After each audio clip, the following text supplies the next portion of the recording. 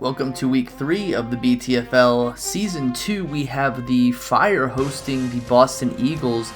Boomer Esiason gets on the board quite quickly here. Play action fake, rollout, bootleg, diving catch by Stephon Page, and he follows it up, giving it into the end zone to a standing Stephon Page this time as the Fire take a 7-0 lead. Dave Craig gets the ball for the Eagles. He throws it deep to Randall Hill, diving to make the catch, and then inside Fire territory, Dave Craig throws it into the end zone to a waiting Robert Brooks. They were about to take a tie game, but the extra point is no good. Boomer Esiason rolls out again, but he throws an interception to Wayne Haddix, his first on the day. But then Dave Craig throws to a jumping Robert Brooks. He takes the lead for the Eagles. It's 13-7. Next drive for the Eagles, Randall Hill makes the catch and he dodges a safety tackle, making the ball into the red zone. And then Dave Craig, he waits in the pocket in the red zone, gives the check down to Ernest Biner, who gets into the end zone for the touchdown. It's a 13-point ball game for the Eagles. Dave Craig throws it down the left side to a curl route, Robert Brooks, and then Ernest Biner takes the handoff down the right side on the sweep play, getting it into Fire territory. Dave Craig gives the ball to Johnny Bailey, who goes whoop around defenders. He gets tackled inside the red zone, and then Dave Craig gives it to his tight end Steve Jordan for the touchdown. 27-7. Celebrate there. Last ditch effort for Esiason, throws the second interception to Wayne Haddix, and the Boston Eagles win 27-7. Eagles are 2-1. Fire are still 0-3. Let's get it started here with the Philadelphia Spirit and the Birmingham Rebels. We'll start out with Joe Montana throwing it down the left side on the wheel route to Barry Foster, his running back. And Barry Foster bums it in for the touchdown at the end of the drive. Thurman Thomas runs it up the left side. He gets skinny, bobs and weaves around defenders, making it into Philadelphia territory. Jim Kelly would step back, roll out of the pocket, throw it deep to Ozzie Newsome, the tight end, for his first touchdown of the season. Joe Montana would follow that up by throwing it deep to Michael Hayes, making it into Rebels territory, dodges a tackle, and he gets tackled at around the 30-yard line. And Joe Montana would finish off the drive, throwing it over the middle to Mark Carrier. And Mark Carrier could go all the way, and he does. It's a 14-7 game. We have a kickoff here. Usually that's a big return or a mistake. It's returned by Dykes, and Dykes gets hit, and it's a fumble. Ball's recovered by the Spirit. This would lead to a John Carney made field goal. It's 17-7. Jim Kelly tries to get something on the board, but he throws an interception to Donnell Wolford, and Barry Foster bums it in for the touchdown. It's a 3-possession game. Jim Kelly's in a place where he doesn't want to be, in the shadow of his own end zone, but he throws the ball deep to his running back, Thurman Thomas, and Thermal Thomas takes it down the right side, gets it into the red zone. This would lead to a field goal made by Chris Jackie after the drive stalls. Joe Montana, inside Rebels territory, he runs out of the pocket. He bobs and weaves around defenders as well, but he gets tackled and he comes up injured. Joe Montana would be replaced by the late Wade Wilson, who was decent for the Dallas Cowboys as a backup. This would lead to a field goal make by John Carney. Jim Kelly, he doesn't have Joe Montana to go against. Sean Dawkins with the catch. And then over the middle with the skinny post to Andre Reed, the Hall of Fame receiver. Hall of Famer to Hall of Famer. It worked one time, it's going to work again. Andre Reed has the touchdown, and it makes the lead a little bit smaller for the Spirit. Mark Carrier would catch the ball down the left side, a rare completion by Wade Wilson. And after the drive stalls, John Carney would knock in a field goal. Near the midfield point for the Rebels, Thermal Thomas would take the ball down the right side, and the Hall of Famer would be stopped inside the red zone, and Sean Dawkins would catch a touchdown. It's a 6-point ball game. No Joe Montana must be affecting the Spirit, but you know what? Wade Wilson, he's got ice in his veins. He gets the ball to midfield via the pass, and then in the red zone, gives the ball to Michael Hayes in the end zone. This makes the lead greater for the Spirit. 24-40, Sean Dawkins with the catch from Jim Kelly, but he fumbles. Lewis Oliver with the recovery. 47-31 win for the Spirit.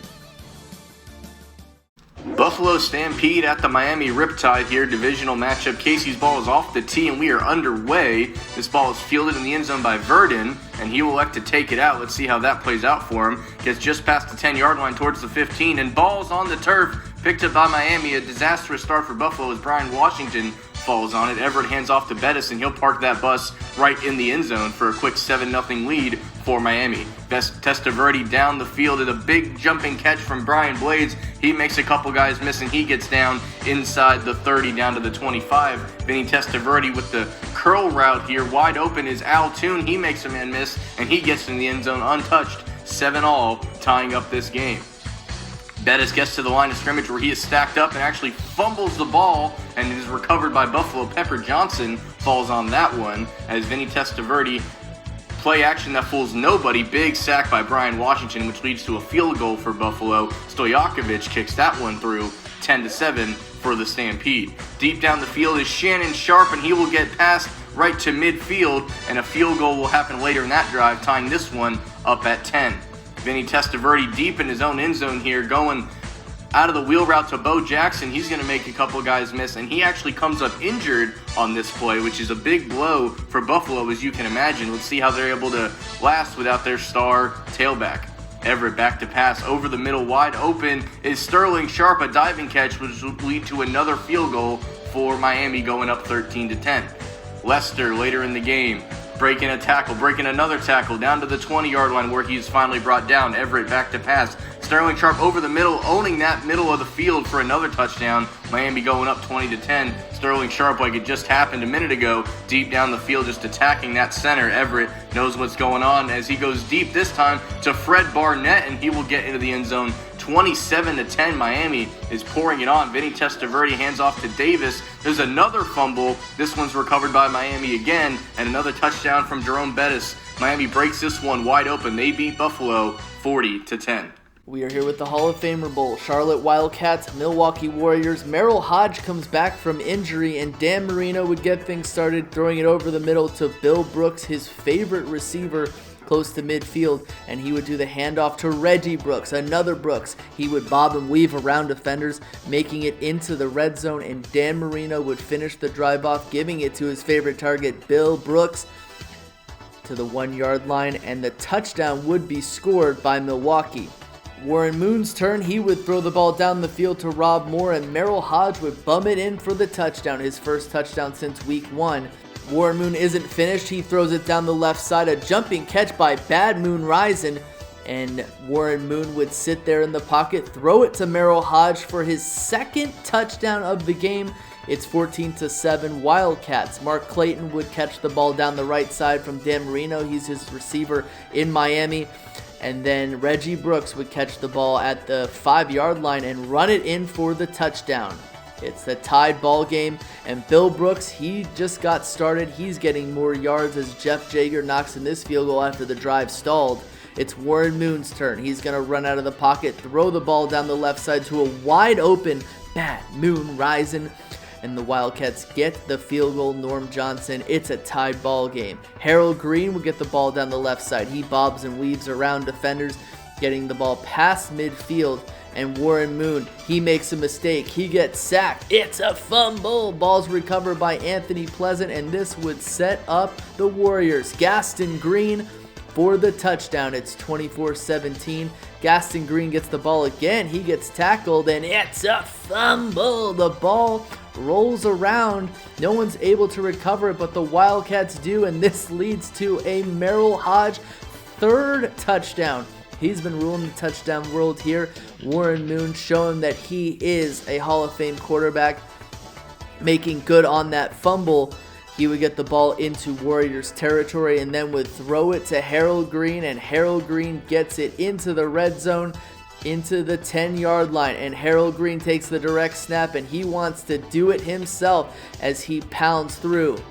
Fourth down here for the Warriors. It's incomplete, and the Wildcats want to add to their lead as Merrill Hodge gets his fourth touchdown of the game. What a homecoming for him. Both teams are 2-1 in this 45-24 contest. Now we're coming at you with the Tigers and the Chiefs for the last game of the early slot. Barry Sanders comes back from his 2-week injury. He would line up, but he would take the snap on the second play of the game, and he would come up limping. He's injured once again. Barry Sanders would be replaced by Vaughn Hebron. But not so fast, Jim McMahon. He was done with all the BS of losing. He throws it into the end zone to a diving John Taylor, and he celebrates. Next drive, Jim McMahon throws it deep yet again. A jumping John Taylor jumps over the cornerback, and he runs into the end zone for the touchdown. The Chiefs take a 14-0 lead with an 0-2 record, but they're playing against the comeback kid, Frank Reich, as he gives it over the middle to Emmitt Smith, the Hall of Famer, and Tommy Vardell bums in the touchdown. He vultures it for the first time in the game. There would be a punt by the Chiefs, and Goset would be unable to get the punt off. Derek Russell would catch the ball from the comeback kid, and Aldel Greco would add a field goal. It is 14-10 after the drive stalls. Frank Reich, the comeback kid, throws it to his favorite receiver, Anthony Miller, as the Tigers take the lead. And Frank Reich, he would throw it down the right side to Derek Russell to the 20-yard line, and then the second vulturing by Tommy Vardell. The fullback gets the touchdown. It's a 10-point ball game. Jim McMahon rolls out of the pocket. He fires it to John Taylor, getting it into Tigers territory. Fourth down, this could be a last-ditch effort, as Alonzo Highsmith would get the inside handoff, and that would not be enough. But Frank Reich gives it right back to Manny Jimmy Hendricks, getting the interception and giving the Chiefs another chance. Jim McMahon would throw to a jumping Art Monk, the Hall of Famer, in the end zone. It's a 3-point ball game. There's another punt play, and we think we know what happened here, as Barnhard would not be able to get the punt off, and Jim McMahon would throw a similar play again to a jumping Art Monk. He paints a picture in the end zone. Frank Reich, still the comeback kid. He's got a minute left as he throws the ball over the middle to Pete Holoman. Last ditch effort. There's 22 seconds left. He pitches the ball to Emmitt Smith, and could he make it into the end zone? He could not, as time expires. The Chiefs get their first win of the season as they win 27-24 over the Tigers.